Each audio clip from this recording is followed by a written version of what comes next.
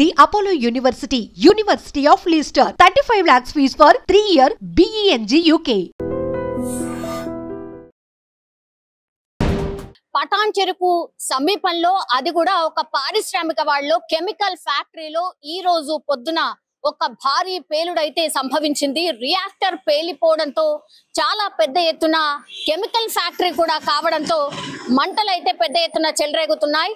Morning shift కోసం చాలా మంది కార్మికులు ఈ రోజు పొద్దున పనికి వెళ్లారు. ఆ టైంలోనే ఇంత పెద్ద ఎత్తున పేలుడు సంభవించడంతో భారీ స్థాయిలో అక్కడ ఉన్నటువంటి షిఫ్ట్ లో ఉన్నటువంటి వాళ్ళు చాలా మంది కూడా ఒక 100 మీటర్లు ఎగిరి పడ్డట్టుగా మనకు స్పష్టంగా కనిపిస్తోంది. అట్లాగే దట్టమైన పొగ కావచ్చు, మంటలు కావచ్చు, ఇంకా కూడా పెద్ద ఎత్తున అక్కడ స్ప్రెడ్ అవుతున్న పరిస్థితి కనిపిస్తోంది. ఇంకోటి అది కెమికల్ ఫ్యాక్టరీ కాబట్టి ఘాటైన వాసన చుట్టుపక్కల కూడా పూర్తిగా స్ప్రెడ్ అయింది.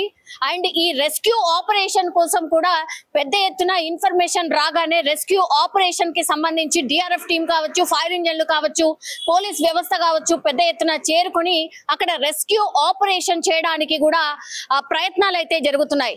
మనకు ఇప్పుడున్నటువంటి సమాచారం మేరకైతే 20 నుంచి 30 మందికి తీవ్ర గాయాలైనట్టుగా, అట్లాగే ట్రీట్మెంట్ కోసం సమీపంలోని హాస్పిటల్ కి తరలించినట్టుగా మనకున్నటువంటి ఇన్ఫర్మేషన్. అయితే డాక్టర్స్ ఆల్రెడీ వాళ్ళ దగ్గరికి అంటే హాస్పిటల్ కి తీసుకొని వెంటనే ఒక 5గురు అయితే చనిపోయినట్టుగా చెప్తున్నారు. అండ్ కాసేపటి క్రితం ఇంకో 5గురు కూడా మరణించినట్టుగా డాక్టర్లు అయితే నిర్ధారించినటువంటి పరిస్థితి అయితే కనిపిస్తోంది. సో టోటల్ 10 మంది ఇప్పుడు మరణించినట్టుగా మనకున్నటువంటి ఇన్ఫర్మేషన్. సో అతి పెద్ద పేలుడుగా భావిస్తున్నారు. అండ్ దట్టు ఒక కెమికల్ ఫ్యాక్టరీ కావడంతో అక్కడ ఉన్నటువంటి సమీప ప్రజలు కూడా ఆ ఘాటైన వాసనకి తీవ్ర ఇబ్బందులు పడుతున్నారు. వాళ్ళు ఇళ్ల నుంచి కూడా బయటికి దూరంగా వెళ్ళిపోయినట్టుగా కూడా చెప్తున్నారు. మనకు తెలుసు సిటీ శివారు ప్రాంతాలు కూడా ఆల్మోస్ట్ ఇప్పుడు కలిసిపోయినాయి. అంటే సిటీ శివారు ప్రాంతాల్లోనే ఇవన్నీ కూడా ఫ్యాక్టరీస్ ముందు ఉండేవి,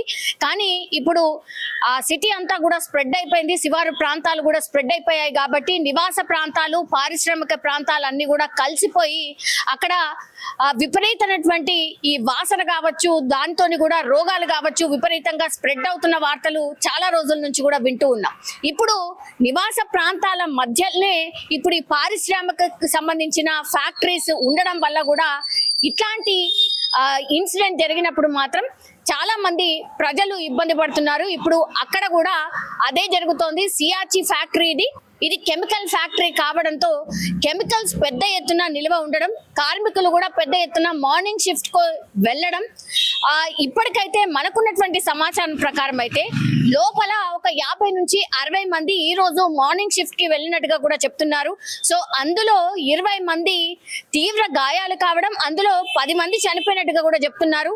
ఇంకో 10 మందిని హుటాహుటిన హాస్పిటల్ కి తరలించి ట్రీట్మెంట్ కూడా కొనసాగుతున్నటువంటి పరిస్థితి. వాళ్ళ పరిస్థితి కూడా చాలా విషమంగా ఉన్నటువంటి మనకైతే అందుతున్నటువంటి సమాచారం. కానీ లోపల ఇంకెంత మంది ఉన్నారు మరి? 40 మంది, ఇంకా 40 మంది అంటే పొద్దున షిఫ్ట్ 60 మంది ఉండుంటే ఇంకా 40 మంది ఎక్కడ? 40 మంది పరిస్థితి ఏంటి? లోపల ఎవరైనా కార్మికులు ఉన్నారా అని లోపలికి వెళ్లే ప్రయత్నం చేస్తున్నప్పటికీ కూడా నేను ఇంతకు ముందు చెప్పినట్టుగా అది కెమికల్ ఫ్యాక్టరీ కావడంతో రెస్క్యూ ఆపరేషన్ కూడా చాలా ఆలస్యంగా జరుగుతోంది అని చెప్పొచ్చు. ఎందుకంటే పెద్ద ఎత్తున ఘాటైన వాసనలు, కెమికల్ ఫ్యాక్టరీ, కెమికల్స్ పెద్ద ఎత్తున స్ప్రెడ్ అవ్వడం, మంటల్లో మండిపోవడం, కళ్ళు మంటలు, అట్లాగే ఊపిరి తీసుకోవడం కూడా చాలా ఇబ్బందిగా మారినట్టు చెప్తున్నారు. అందుకని రెస్క్యూ ఆపరేషన్ కూడా చాలా స్లోగా జరుగుతోంది. లోపలికి వెళ్ళడానికి చాలా కష్టంగా ఉన్నటువంటి పరిస్థితి అయితే అక్కడ కనిపిస్తోంది. సో ఎవరు కూడా ఊహించి ఉంటారు ఇంత పెద్ద ఎత్తున మంటలు చెలరేగడం, భారీగా పేలుడు జరగడం, మంటలు యాజ్ వెల్ యాజ్ మంటలను చల్లార్చిన కొద్దిగా అక్కడ పెద్ద ఎత్తున పొగ కూడా స్ప్రెడ్ అవుతోంది. ఈ రెస్క్యూకి సంబంధించిన టీం చేరుకోవడానికి కూడా కొంత సమయం పట్టింది. 4-5 ఫైర్ ఇంజన్లతోని ఇప్పుడు మంటలు ఆర్పే ప్రయత్నం అయితే కొనసాగుతోంది. కెమికల్స్ పెద్ద ఎత్తున మండుతున్నాయి కాబట్టి మండే తత్వం ఉన్నటువంటి కెమికల్ ఫ్యాక్టరీ కావడంతో కూడా మంటలు అదుపులోకి రావట్లేదు. అందుకని 5 ఫైర్ ఇంజన్లతోని మంటలు ఆర్పే ప్రయత్నం పెద్ద ఎత్తున జరుగుతోంది. సో చూడాలి, దీనికి సంబంధించిన ఇన్ఫర్మేషన్ కూడా ఇంకా అందే అవకాశం కనిపిస్తోంది. ప్రస్తుతం అయితే మనకున్నటువంటి ఇన్ఫర్మేషన్ ప్రకారం అయితే 10 మంది ఆల్రెడీ చనిపోయినరు, ఇంకో 10 మంది క్రిటికల్ పొజిషన్ లో ఉన్నటువంటి పరిస్థితి ఉంది. అలాగే లోపల ఇంకొంత మంది చిక్కుకున్నట్టుగా కూడా చెప్తున్నారు. వాళ్ళని బయటకి తీసుకొచ్చే ప్రయత్నం ఒకటి జరుగుతోంది. ఇంకోటి కార్మికులకు సంబంధించిన కుటుంబ సభ్యులు పెద్ద ఎత్తున ఈ సియాచి ఫ్యాక్టరీ దగ్గరికి చేరుకుంటున్నారు. మా వాళ్ళ పరిస్థితి ఏంటి, మా వాళ్ళు లోపల ఉండిపోయినరు, బయట లేరు అన్నటువంటి మాట కూడా చెప్తున్నారు. పెద్ద ఎత్తున గాయాలయ్యాయి, కాళ్ళు చేతులు అట్లాగే కడుపు ఇవన్నీ కూడా అంటే పూర్తిగా కాలిపోయిన కొంతమంది పరిస్థితి అత్యంత దారుణంగా ఉంది. సో పెద్ద ఎత్తున బర్నింగ్ ఇంజరీస్ ఎవరికైతే జరిగినాయో వాళ్ళు చనిపోయినట్టుగా చెప్తున్నారు. ఇంకా చాలా మందికి బర్నింగ్ ఇష్యూస్ చాలా పెద్ద ఎత్తున ఉన్నాయి, వాళ్ళ పరిస్థితి కూడా విషమంగా ఉన్నట్టు చెప్తున్నారు. సో ఒక్కసారిగా హైదరాబాద్ లో ఒక పారిశ్రామిక వాడలో జరిగినటువంటి అతిపెద్ద ఇన్సిడెంట్, అతిపెద్ద భారీ పేలుడు చాలా విషాదాన్ని నింపిందని చెప్పొచ్చు.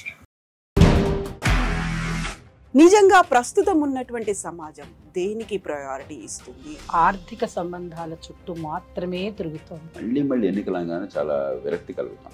మంచి అనిపిస్తుంది కదా, లేడీస్ కూడా ఛాలెంజింగ్ జాబ్స్ చేసినప్పుడు చాలా బాగుంటది. ట్రాఫిక్ అసిస్టెంట్స్ గా నియమించిన ట్రాన్స్జెండర్స్ అందరితో సాల్యూట్ చేయించుకుంటున్నారు. ఫుడ్ డెలివరీ ఇవ్వటానికి వెళ్ళినటువంటి డెలివరీ బాయ్ అనిల్ పై కళ్ళ ముందు